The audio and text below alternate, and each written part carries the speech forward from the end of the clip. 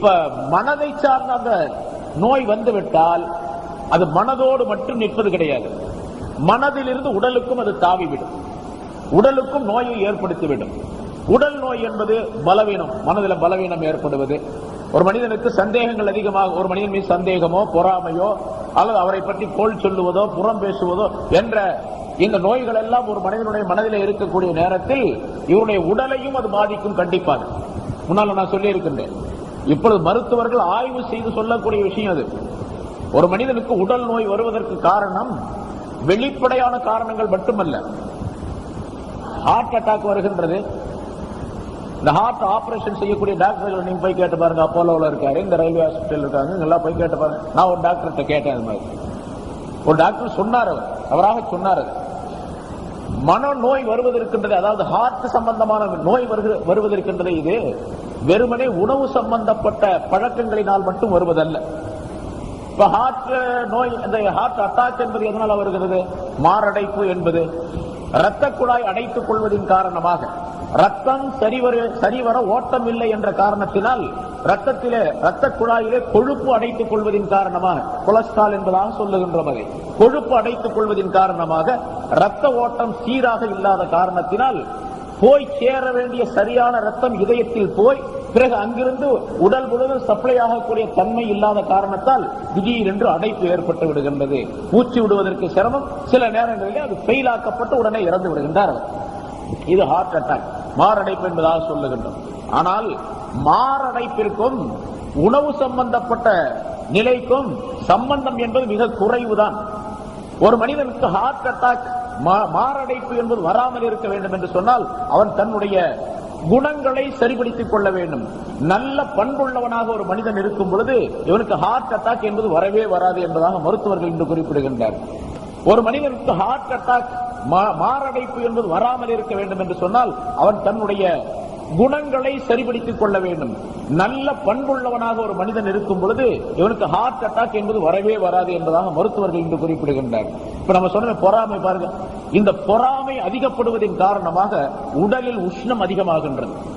உடலில் உஷ்ணம் அதிகமாகும் பொழுது இந்த பிளட் சர்க்குலேஷன், ரத்த ஓட்டம் என்பது அதிகப்படுகின்றது. எவ்வளவு வேகத்திலே ரத்தம் ஓட வேண்டுமோ அந்த அளவுக்கு தான் ஓட வேண்டுமே தவிர அதை விட அதிகமான வேகத்திலே, மிக அதிகமான வேகத்திலே நரம்புகளிலே ரத்த ஓட்டம் ஏற்படும் பொழுது ஹார்ட் தாங்க முடியாத, இதயம் தாங்க முடியாத ஒரு அளவை அங்கே மேற்கொள்ளுகின்றது. அதன் காரணமாக ஹார்ட் வெடித்து விடுகின்றது, ஃபெயில் ஆகி விடுகின்றது, இறந்து விடுகின்றார் என்பதாக குறிப்பிடுகின்றார்கள்.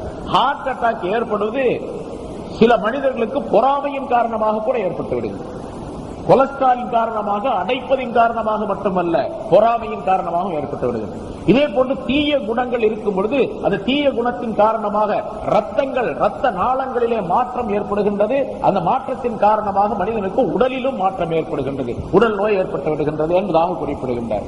எனவே நோய், மனநோய் வந்துவிட்டால் அது உடலுக்கும் நிச்சயமாக தாவிவிடும், உடலையும் கெடுத்துவிடும். உடலை கெடுத்துவிட்டால், மனிதனுடைய உள்ளத்திலே நோய் ஏற்பட்டு உடலும் கெட்டுவிட்டால் அவனுடைய அறிவும் பாதிக்கப்பட்டுவிடும். உடலும் உள்ளவும் கெடும் பொழுது கண்டிப்பாக அறிவு பாதிக்கும். அறிவு பாதித்தால் அந்த மனிதன் செய்யக்கூடிய, நினைக்கக்கூடிய சிந்தனைகள் எல்லாம் தவறாகத்தான் இருக்குமே தவிர நேர்மையானதாக இருக்காது. அதனால அல்லாஹ்தாலா இதை உலக மக்கள் அனைவருக்கும் அறிவிக்க வேண்டும் என்பதற்காக வேண்டி அவருடைய உள்ளங்களிலே நோய் இருக்கின்றது என்பதாக சொன்னார். வெறுமனே பொறாமை என்பதாக மட்டும் வார்த்தையை சொல்லவில்லை. இந்த நோய் என்பது பல்வேறு வகையான தன்மைகள், தீமைகள், அது எல்லாம் சேர்ந்துதான் நோய். இந்த நோய் மனதிலே ஏற்பட்டால், கல்விலே ஏற்பட்டு விட்டால் அது உடலுக்கு தாவுகின்றது. பிறகு உடலில் இருக்கக்கூடிய எல்லா உறுப்புகளும் கெட்டு போவதற்கு காரணமாக அது அசலாக ஆக்கப்பட்டு விடுகிறது.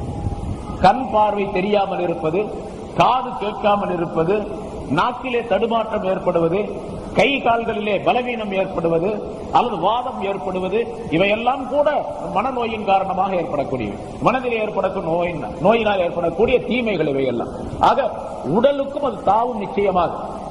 இமாம் ஹஜ்ரத் ஜுனைதுல் பக்தாதி ரஹ்மத்துல்லாஹி அலைஹி அவர்கள் சொல்லுகின்றார்கள், இந்த மனநோய் இருக்கின்றதை, இது இலலுல் குலூப், உள்ளங்களுக்கு ஏற்படக்கூடிய நோய் இருக்கின்றது, அது மின் இத்திபாஇல் ஹவா, மனோ இச்சையை துயருவதின் காரணமாக ஏற்படுவது.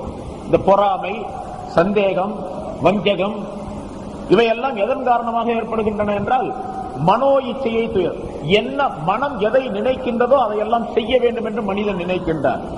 அதை கொஞ்சம் கொஞ்சமாக இந்த மனிதனுக்கு பல்வேறு தீமைகளை கொண்டு வந்து சேர்த்து விடுகின்றது. எப்படி உடல் நோய் ஏற்பட்டு விட்டால், உடலுக்கு நோய் ஏற்பட்டு விட்டால் உறுப்புகள் எல்லாம் பாதிக்கப்படுகின்றனவோ, அதே போன்று இதயத்திற்கு நோய் ஏற்பட்டு விட்டால் இதயம் சம்பந்தப்பட்ட எல்லா விஷயங்களும் பாதிக்கப்பட்டுவிடும், மனம் சம்பந்தப்பட்ட எல்லா விஷயங்களும் பாதிக்கப்பட்டுவிடும் என்று ஜுனைத் அல்-பக்தாதி ரஹ்மத்துல்லாஹி அலைஹி அவர்கள் இந்த ஆயத்திற்கு விளக்கத்திலே ஒரு கருத்தை சொல்லி காட்டுகின்றார்கள். எப்படி மனமாகிறது, மனதிலே கல்புடைய நோயாகிறது மனிதனுக்கு இந்த தீன் சம்பந்தப்பட்ட விஷயங்களை எல்லாம் பலவீனமாக்கிவிடும். அதற்கு பிறகு உடல் நோய் ஏற்பட்டால் எப்படி உறுப்புகளை எல்லாம் பலவீனமாக்கி விடுகின்றதோ, உடலிலே ஒரு நோய் ஏற்பட்டு விட்டது, ஜுரமோ அல்லது தலைவலியோ அல்லது வயிற்று வலியோ நெஞ்சு வலியோ ஏதாவது ஒரு உடல் நோய் ஏற்பட்டு விட்டது என்று சொன்னால் உடலுக்கு பலவீனம் ஏற்பட்டு விடுகின்றது. அதே போன்று உள்ளத்திற்கு நோய் ஏற்பட்டு விட்டால் அது தீனை பலகீனமாக்கிவிடும் என்பதாகவும் குறிப்பிடுகின்றார்கள். மனதிலே ஏற்படக்கூடிய நோய், முன்னால் சொல்லப்பட்ட அந்த நோய், பாவம் என்ற தீமைகள் என்ற அந்த நோய் ஏற்பட்டு விட்டால் மனிதன் கடைபிடிக்கக்கூடிய இந்த மார்க்கம் இருக்கின்றதே, இதனுடைய விஷயங்களிலே பலவீனத்தை கொண்டு வந்து இந்த மனிதனை தீனுடைய காரியங்கள் செய்ய விடாதபடி அதை ஆக்கிவிடும். ஆகவே முதலாவதாக நாம் மனதை பாதுகாக்க வேண்டும், இந்த நோய்கள் ஏற்படாமல் என்பதை அல்லாஹ் தஆலா இந்த ஆயத்தின் மூலமாக நமக்கும் அறிவுரையாக சொல்லித் தருகின்றார். எனவே அல்லாஹ் தஆலா அந்த